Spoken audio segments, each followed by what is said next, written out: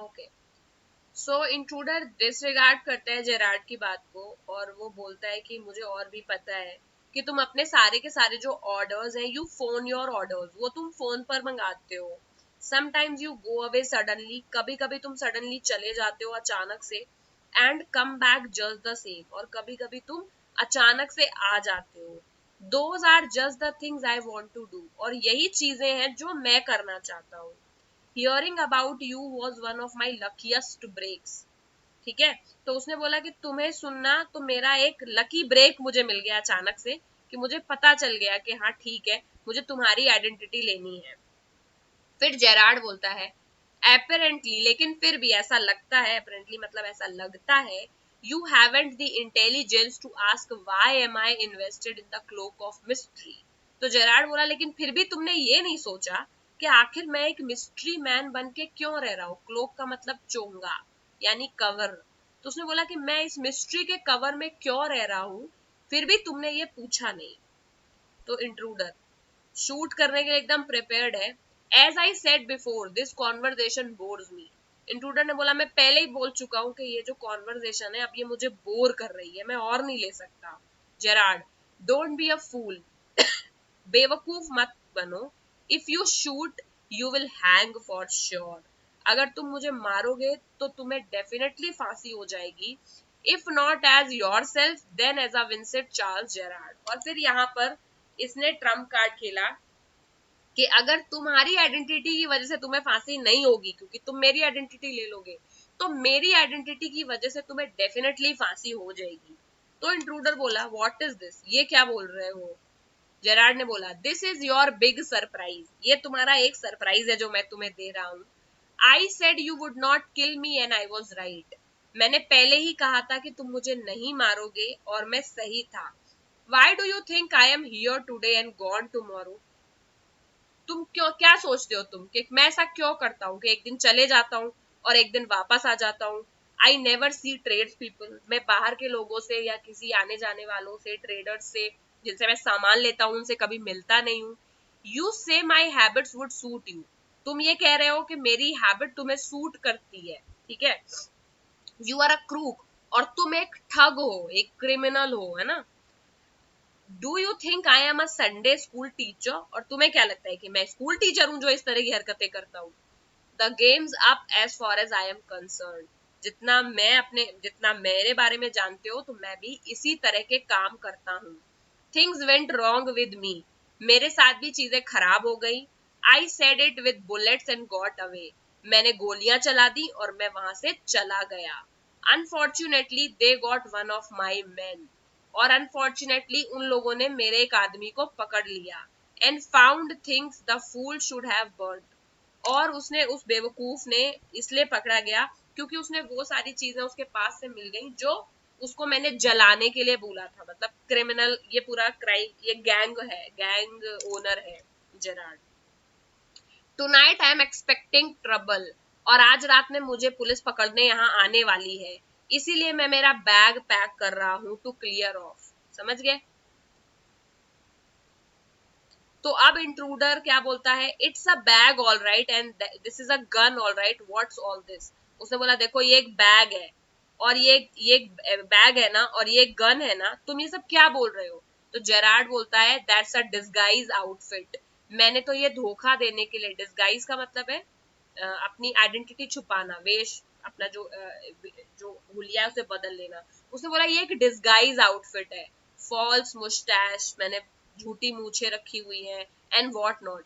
Now do you believe me, अब तुम्हें क्या मेरी बात पे भरोसा हुआ। तो जेरार्ड ने अपना सामान दिखाया कि देखो इसमें एक गन रखी हुई है, मूछे रखी हुई है, तो मैंने ऐसी चीजें रखी हैं जिनसे मैं मेरा टाइम पर चेंज कर लेता हूँ outfit. Intruder musingly, I don't know, वो थोड़ा कंफ्यूज हो गया और डर के बोला, मुझे नहीं पता ये सब। जेरार्ड, फॉर गॉड से clear the muddled head of, muddled का मतलब घूमा हुआ या कंफ्यूज्ड। तो बोला, भगवान के लिए अपने इस मडल्ड यानी घूमे हुए दिमाग को सही करो। एंड लेट्स गो, और यहाँ से चलो। Come with me in the car, मेरे साथ कार में चलो, मैं तुम्हें यूज कर सकता हूँ। If you find it's a frame you have got me in the car, और अगर तुम्हें ऐसा लगता है कि मैं तुम्हें फंसाने की कोशिश कर रहा हूँ, फ्रेम का मतलब है फंसाऊंगा, अगर तुम्हें ऐसा लग रहा है कि मैं तुम्हें कार में ले जाकर के तुम्हें फंसाने की कोशिश करूंगा, तो ऑलरेडी मैं तो कार में रहूंगा ही, तुम्हारे पास गोली है, तुम मुझे तब भी मार सकते हो, and you still got a gun, और तुम्हारे पास गन भी है। तो जेरार्ड ने उसे कन्विंस कर लिया कि वो भी सेम टाइप का क्रिमिनल है और वो खुद ही भाग रहा है। तो इंट्रूडर फिर बोलने लगा, maybe you're right, maybe तुम सही कह रहे हो Gerard, then don't waste time, goes and picks up the bag. फिर जेरार्ड फटाफट जाता है और बैग ले आता है, उठा देता है टेबल से। फिर इंट्रूडर बोलता है, careful boss, I am watching you. Intruder बोलता है, लेकिन ध्यान रखना, मैं तुम्हें वॉच कर रहा हूँ, तो मुझे बेवकूफ बनाने की कोशिश मत करना। Gerard, I have got a man posted on the main road, मैंने एक आदमी को मेन रोड पर खड़ा किया हुआ है, he'll ring up if he sees the police, और वो मुझे कॉल करेगा अगर वो पुलिस को देखेगा। But I don't know, I don't want to leave, लेकिन मैं यहाँ से जाना नहीं चाहता हूँ। Come on, they are after us through here straight to the garage. लेकिन जो उसने बोला पुलिस, बट मैं यहाँ से जाना तो नहीं चाहता हूँ। लेकिन इतने में टेलीफोन की जो रिंग है वो बजने लगती है, और भरोसा हो जाता है इंट्रूडर को कि ये सच में जाना नहीं चाहता, लेकिन पुलिस है तो भाग रहा है। तो तुरंत बोलता है जेरार्ड, चलो चलो, वो हमारे पीछे है, हमें तुरंत ही गैराज की तरफ निकलना चाहिए। Intruder, how do I know that you are telling the truth. तब भी इंट्रूडर बोल रहा है, मुझे कैसे पता कि तुम सच बोल रहे हो। जेरार्ड, ओ बेवकूफ मत बनो, अपने आप को देखो।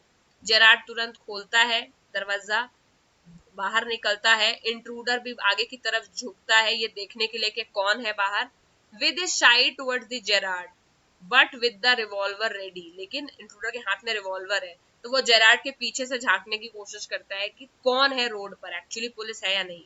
जैसे ही वो अपना सर बाहर की तरफ करता है, जेरार्ड उसको धक्का दे देता है कबर्ड के अंदर, ठीक है। और ऐसे पीछे देखा है ना मेन, अरे यस मैम। मेन सीन जिसमें वो आगे की तरफ हाथ करके पीछे हाथ करके गन छीन लेते हैं, वही वाला सीन है। जैसे ही वो अपना सर हिलाता है, वैसे ही जेरार्ड उसको पुश कर देता है, रिवॉल्वर को वो उसके knock it out of his hand, उसके हाथ से छीन लेता है revolver. He slams the door, और डोर को तेजी से बंद कर देता है और डोर को लॉक कर देता है बाहर से। Picks up the revolver and goes to the phone, revolver उठाता है और फोन पर बात करता है। Where he stands with the gun pointed at the cupboard door, और एक हाथ में फोन है और दूसरी तरफ से उसने कबर्ड के सामने गन लगाया हुआ है कि जैसे ही अगर ये बाहर निकलेगा तो उसे शूट कर दूंगा।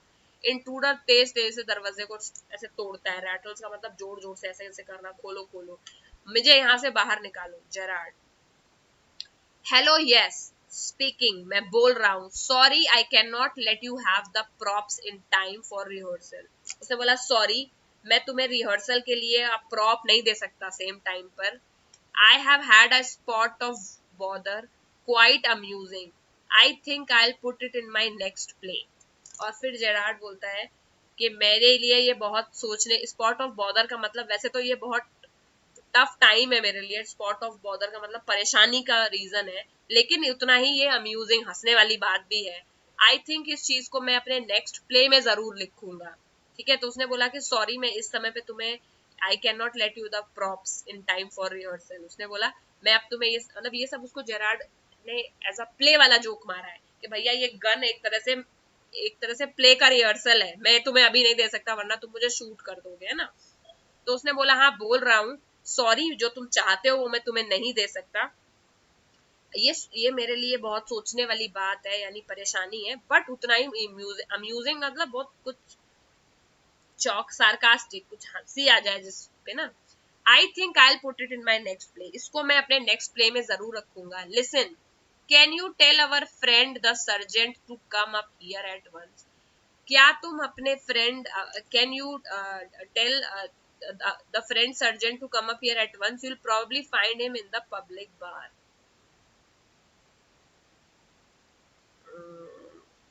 हाँ, उसने बोला, क्या तुम हमारे फ्रेंड जो सर्जेंट पुलिस वाला है उसको यहाँ पर एक बार आने के लिए बोल सकते हो, शायद तुमको वो पब्लिक बार में मिलेगा। इस लास्ट लाइन का मतलब मुझे समझ नहीं आया, या मैं भूल गई हूँ। अगर वो उसको ऑलरेडी पता था शायद कि पुलिस कहाँ पर है, उसको पता है कि सर्जेंट इस वक्त पब्लिक बार में बैठा हुआ है, तो उसको हमारा, यानी वो ऐसा मॉक ही कर रहा है कि पुलिस वाला एक्चुअली उनके पीछे है, तो उनका दोस्त ही है ना। तो कह रहा है, क्या तुम हमारे दोस्त को यहाँ पर एक बार आने के लिए बोल सकते हो, क्योंकि तुम्हें वो शायद पब्लिक बार में मिलेगा। तो बाहर पुलिस वाला भी नहीं है, जेरार्ड एक्ट प्ले कर रहा है, ठीक है। ओके तो ये सारे क्वेश्चन क्या हो जाएंगे? At last a sympathetic audience, किसने बोला? जेरार्ड ने। Ma'am Gerard. क्यों बोलता है ये? Because he is a mystery man, he hardly find people to tell about himself, है ना।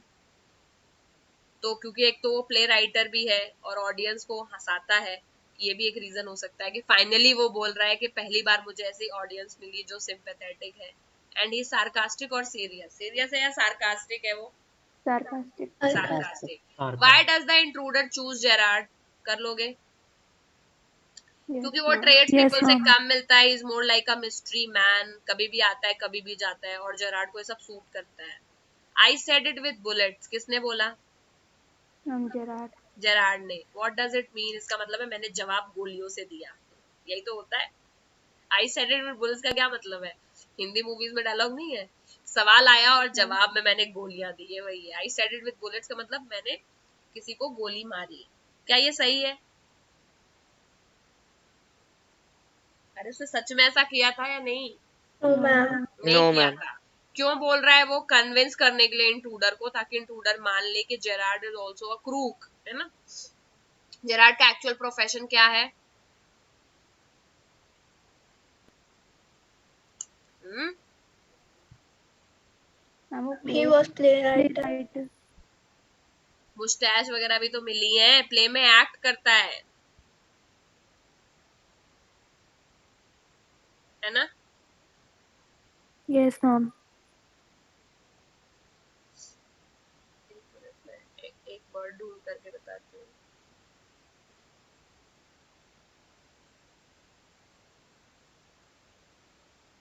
प्ले राइट, राइटर नहीं, प्ले राइट। क्या लिखता है? Several part, melodramatic.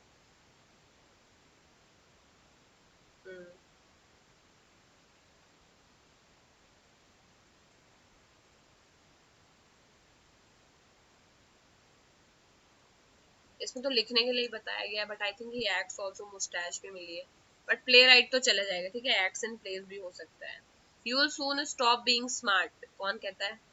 Ma'am intruder. What does, why does speaker से इट?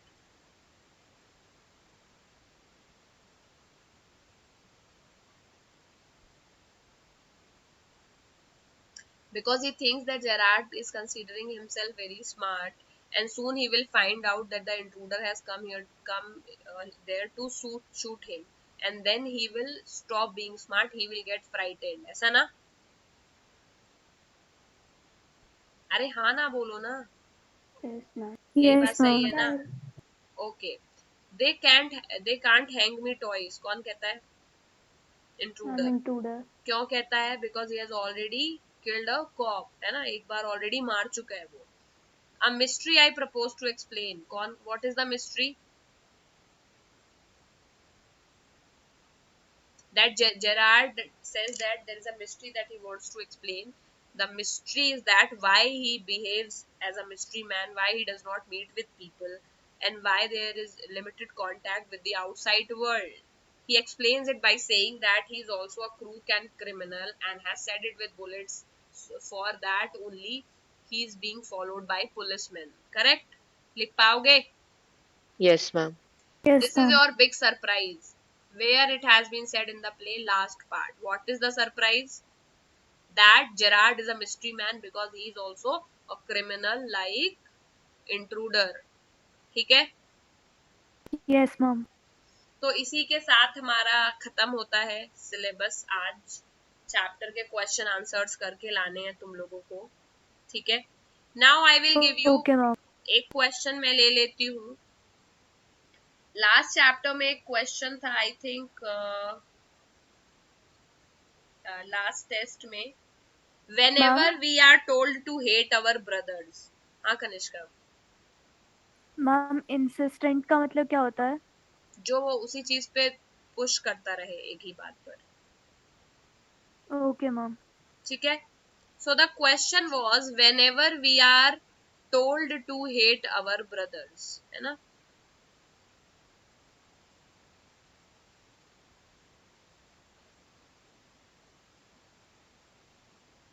मैक्सिमम लोगों ने answer बहुत छोटा लिखा है, तो मैं एक सैंपल आंसर देती हूँ।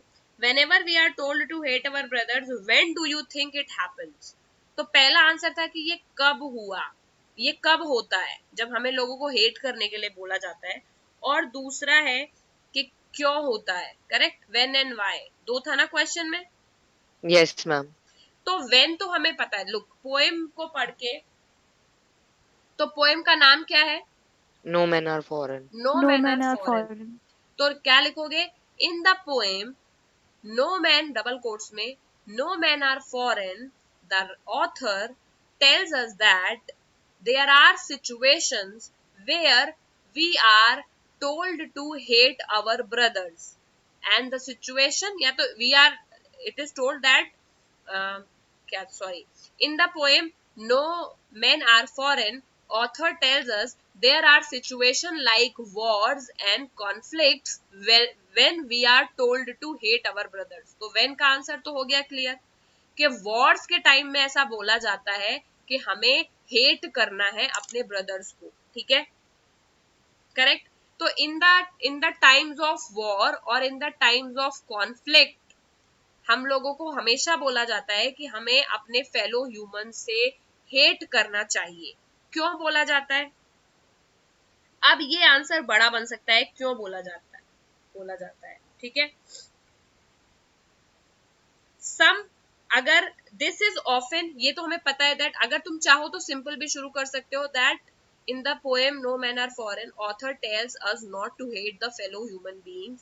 This situation often happens in the time of wars and conflicts.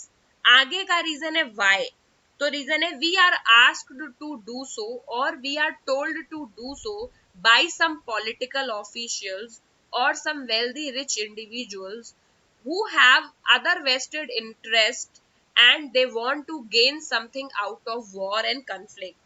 So they use us as a puppet so that we fight among themselves and they get benefit out of it. इसमें से ऐसा क्या है जो तुम नहीं बना सकते थे?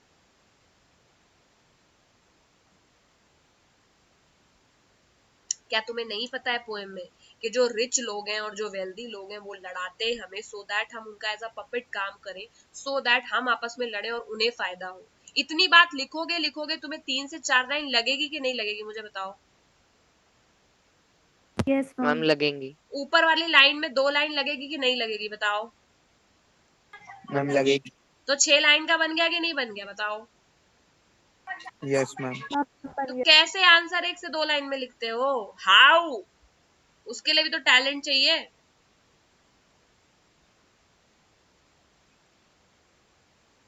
अच्छे वर्ड्स चूज करना, इसीलिए वोकेबलरी पढ़ाई जाती है। तुम लोग गंदे वर्ड्स भी चूज करते हो, इसलिए भी नंबर कम है। At the same time proper tense लिखना, और 5 to 6 lines more than sufficient होती है 3 नंबर के आंसर के लिए, समझ गए?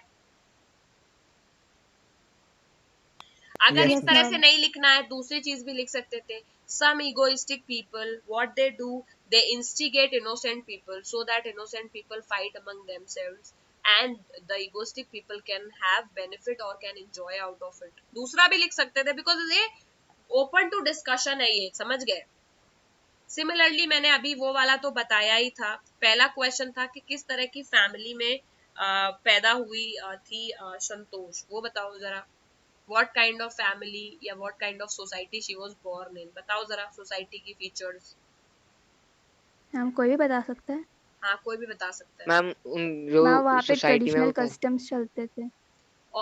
संतोष was born in a orthodox society which was superstitious as well as very conservative about their customs, correct? Ma'am फिर उसके बाद Yes. दूसरा मैम पॉइंट। उसकी सोसाइटी में गर्ल्स को ब्लेसिंग नहीं माना जाता था। ये बात बहुत अच्छी है, ये मैंने कल बताई भी थी एक स्टूडेंट को जब मेरे से पूछा था कि क्या हो रहा है। तो और girl child was not welcomed because she was not a blessing. ये इनडायरेक्टली लिखा गया है चैप्टर में, करेक्ट। जब वो मांगने के लिए आते हैं आशीर्वाद और वो चौक जाते हैं पंडित जी के, क्यों लड़की मांग ली, वो इनडायरेक्टली बताया गया है। लेकिन जो भी इंफॉर्मेशन चैप्टर में बताएगी वो यूज करनी है। तो girl child was not welcomed because she was not considered as a lucky charm और एज अ बून, है ना। Instead she was a curse. Girls को प्रॉपर एजुकेशन नहीं मिलती थी और at that age of 16 they were they were used to get married, there were no proper education and job facilities. तो इतना लिखने में 5 से 6 लाइन लगेगा कि नहीं लगेगा बताओ? मैम लग जाएंगे। क्योंकि 3-4 मैम पॉइंट लग हो गए जाएंगे। अभी, और एक एक लाइफ पॉइंट को डिस्क्राइब करोगे तो इतना आराम से मिल जाएगा। तो क्या ये 3 मार्क्स का क्वेश्चन नहीं बन सकता है? अगर तुम ये लिखोगे केवल आंसर में कि संतोष was living in an orthodox family, she ran away, कितना दूंगी मैं? Ma'am 1 mark. 1 नंबर। अगर तुम बोलोगे संतोष was born in an orthodox family and where the child were used to get married at 16, कितना दूंगी? 1.5। 1.5 या 2, वही मिला है मैक्सिमम लोगों को 3 नंबर के क्वेश्चन में 2-2 नंबर, और यही डिफरेंस क्रिएट करता है 20 से 30 में। You have got so much in a chapter, वो तुम्हें कोलैबोरेट करके एक प्रॉपर आंसर बनाना पड़ेगा जो बेस्ट आंसर है जो उस चैप्टर में बन सकता है, तभी 3 out of 3 you can expect. एक भी पॉइंट मिस करोगे 1 नंबर कम, 2 पॉइंट मिस करोगे 2 नंबर कम, ठीक है? तो ये मैंने बताया है कि चैप्टर्स क्या किया करो, जब टेस्ट हुआ करे तो चैप्टर पढ़कर आया करो, और चैप्टर में जो चीज ना समझ आए, जो वर्ड्स अच्छे लगते हैं उनको कोने में लिख लिया करो, और उनसे आंसर खुद बनाया करो उन वर्ड से, तो उससे तुम्हारा वोकेबलरी भी इंप्रूव होगा और आंसर क्वालिटी नेट के कंपैरिजन में 100 गुना अच्छा रहेगा। समझ गए? उसमें ये सब बातें ये नहीं लिखी हाँ। रहती है, बहुत फॉर्मल रहता है, रट्टू आंसर है वो, और इतना नहीं रट पाओगे 10th में, क्योंकि 8th तक तो 2-2 लाइन के आंसर होते थे, सब रट कर ही काम चलता था, लेकिन 10th में इतने ज्यादा चैप्टर्स और इतना ज्यादा सिलेबस होता है कि समझोगे तभी ज्यादा नंबर आएंगे। समझ गए? उसके अलावा यस 3-4 मैम। चीजों का यस ध्यान मैम। रखना है। हर एक लाइन का जो शुरुआत होता है वो कैपिटल से होना चाहिए, प्रॉपर फुल स्टॉप और कॉमा यूज होना चाहिए। उसके अलावा टेंस का ध्यान रखना होता है, और क्लीन होनी चाहिए। जिसकी क्लीन नहीं होती है उसका नंबर भी मैं चिढ़ करके आधा काट लेती हूँ बहुत बार। तो और ये मैं नहीं करती हूँ, ये सारे टीचर्स करेंगे, क्योंकि जब पढ़ने में इतनी मेहनत लगती है, तुम्हारे को एक कॉपी देनी है, हमारे को 2-3 क्लासेस के टेस्ट है, 60 कॉपी चेक करनी होती है, तो मैं सारा कंटेंट पढ़ती हूँ, उसके लिए मुझे 1 या 2 मेहनत लगेगा, उतना तो उतना ही लगता है कि अच्छे से नहीं लिखा। अगर बहुत क्लियर लिखा है अलग अलग, तो इसको बोलते हैं स्पेसिंग बिटवीन वर्ड्स। जैसे अगर ये लिखा है मेरी राइटिंग यहाँ अच्छी नहीं आ रही है, लेकिन रियल लाइफ में मेरी राइटिंग बहुत अच्छी है, तुम में से 90% लोगों से बेटर होगी, 2-3 लोग हैं जो मेरे से, बल्कि मेरी इतनी उम्र हो गई है, इतने सालों से मैं बहुत ही बुरी तरह लिख रही हूँ। तो संतोष, ठीक है? उसके बाद वॉज, अभी यहाँ आगे जगह नहीं है इसलिए, तो ब्रॉट अप, तो इसमें ये देख रहे हो स्पेसिंग, बहुत लोगों की ये स्पेसिंग कम होती है। तो जो वर्ड होते हैं, जैसे ये वर्ड है संतोष, इसके लेटर्स के बीच में ज्यादा स्पेस नहीं होना चाहिए, इसीलिए तुम लोगों को कर्सिव राइटिंग सिखाई जाती है कि जोड़ जोड़ कर लिखो, लेकिन इससे और दूसरे वर्ड के बीच में प्रॉपर स्पेसिंग होनी चाहिए, ताकि वर्ड क्लियर क्लियर दिखे। समझ गए? और उसके बाद बाकी चीजें पता है, स्पेलिंग मिस्टेक्स बहुत बिल्कुल मिनिमम, क्योंकि ये इतना टफ चैप्टर्स नहीं होते हैं, इतनी चीजें नहीं है जो तुम लोगों को ये लगे कि भैया ये तो क्या ही पूछ लिया हमसे, शेक्सपियर वाली चीज हम नहीं कर पाएंगे, लेकिन इतने इजी इजी क्वेश्चंस हैं जिनके इजी इजी आंसर्स हैं, जिनको बना के लिखा जा सकता है। ऐसे क्वेश्चन में एक्सपेक्ट किया जाता है कि स्पेलिंग मिस्टेक नहीं हो, तो स्पेलिंग मिस्टेक नहीं करनी है, टेंस का मिस्टेक नहीं करना है, प्रॉपर स्पेसिंग के साथ क्लियर क्लियर लिखना है, और 5 से 6 लाइन में लिखना है, ठीक है? इनफैक्ट 6 कर लो, 6 से 7 भी हो सकती है, 6 तो होनी चाहिए, ठीक है? क्योंकि दूर दूर लिखोगे तो कंटेंट कम ही आता है, तो इतना ही कंटेंट 6-7 लाइन में होगा और मोर देन सफिशिएंट होगा। अब किसी को कोई डाउट है कैसे लिखना है आंसर को? No ma'am. ठीक है, अगली बार इसको ट्राई करना। अगर तुम्हें तब भी कंटेंट कम लगता है, और वो तुम्हें सिर्फ तब कम लगेगा जब तुमने पहले प्रैक्टिस करी हो, क्योंकि एग्जाम में सबको कंटेंट कम ही लगता है जब पढ़कर नहीं आओगे। अगर पहले से लिखोगे और तो तुम्हें खुद ही लगेगा कि यार इस क्वेश्चन में मुझे कंटेंट नहीं मिल रहा, तो मेरे से पूछोगे मैम इसमें और क्या जोड़ सकते हैं। समझ गए? क्योंकि हमारे को तो नहीं मिल रहा है, आप तो कह रहे हो 5-6 लाइन का लिखना, में तो नहीं मिल रहा है। ऐसे क्वेश्चन नहीं दिए जाते हैं पेपर में जिसमें 5 से 6 लाइन 7 लाइन आप ना लिख सको, ठीक है? अगर एक आधे क्वेश्चन ऐसे होते हैं तो वो बोर्ड में भी होते हैं, they are there to check your creativity. बहुत बार ऐसा होता है कि इसमें कौन ऐसा है जो कम कंटेंट को भी ज्यादा में लिख सकते हैं, और बोर्ड्स में यही काम आता है। तुम लोगों का सीबीएसई में तो बहुत ही कम हो गया पिछले कुछ सालों से, हमने अपने टाइम पे 1-1 1.5 पढ़ने के आंसर्स लिखे हैं, हाथ दर्द हो जाता था लास्ट में 2 कॉपी लेने के बाद, मतलब ये उठती नहीं थी उंगली मेरी। तो पहले के टीचर्स तो इतना ज्यादा कंटेंट प्रेफर करते थे, लेकिन विद टाइम एप्लीकेशन ओरिएंटेड है चीजें, मिनिमम क्रिस्प एंड क्लियर लोग प्रेफर करते हैं, तो I would say 6 line 7 line sufficient है, और बड़ा होता है तो 1 पेज। हम तो 6 नंबर के क्वेश्चन में 2-2 2.5 पेज लिखते थे, ऐसा ऐसा चीजें भी बना देते थे जो नहीं भी दिख रही थी पेपर में, just to get the marks, क्योंकि हमें पता था कि बोर्ड में नंबर कैसे लाने हैं। और उस वक्त भी out of 50 I got 48 in English, जब लोग टीचर्स नंबर ही नहीं देते थे, ऑब्जेक्टिव पेपर नहीं होता था, सब्जेक्टिव में इतने नंबर लाए। अब तो 20 मार्क्स का ऑब्जेक्टिव होता है पेपर में, तो बहुत सारे और भी फायदे हैं कि नंबर घसीटे जा सकते हैं। बट इसीलिए मैं बता रही हूँ कि ठीक है, विद टाइम चीजें चेंज होती है, लेकिन इतना नहीं हो सकता है कि बोर्ड में 3 नंबर का क्वेश्चन है और तुमने 1-2 लाइन लिखा, टीचर का बाइट, क्योंकि चेकिंग तो वही लोग कर रहे हैं बेटा हर दूसरे साल। अगर मेरे जैसे यंग लोग जाएंगे, उनको देखने से आइडिया लगेगा कि नहीं यार इतने में ही हो जाता है, ठीक है कोई बात नहीं, 2 दे दो, तो वो भले ही थोड़ा लिबरल करे, लेकिन जो ऑलरेडी बहुत लंबे टाइम से कॉपीज ही चेक कर रहे हैं, उनके लिए बहुत ही मुश्किल होता है 1 लाइन में 1.5 लाइन में ये देख पाना कि बच्चे को कितना आता है। तुम बताओ, मैं 1 लाइन का आंसर लिखूंगी, क्या तुम बता दोगे कि मुझे एक्चुअली चैप्टर पता है या नहीं पता है? No ma'am.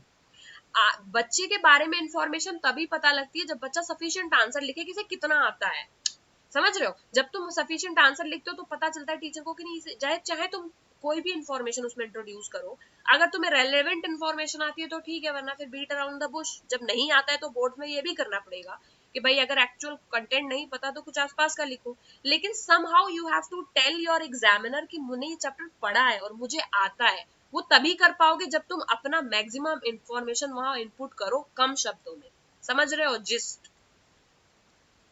और ये चीज सीखी नहीं है पूरे साल में तुम लोगों ने, अब सीख लो, क्योंकि ये बोर्ड्स में इसके बिना तो पार नहीं लगेगा, समझ गए?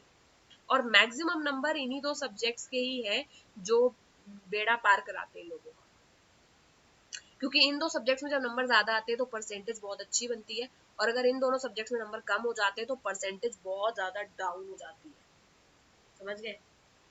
फिर लड़कियां ज्यादा नंबर लाती है, लड़के रोते बैठ करके, क्योंकि उनसे इतना ज्यादा लिखना और इस तरह की चीजें, क्रिएटिव राइटिंग वो ज्यादा करते नहीं है, क्योंकि बाई चांस डिफॉल्ट उनको लगता है कि लिख ले जाएंगे। तो जितने थ्योरेटिकल पेपर होते हैं लड़कियां अच्छे राइटिंग में लिखते हैं, अच्छे अच्छे से लिखते हैं, चीजों को डिस्क्राइब करते हैं, तो इसीलिए देखोगे बोर्ड में परसेंटेज में गर्ल्स बहुत आगे रहती है इतने सालों में।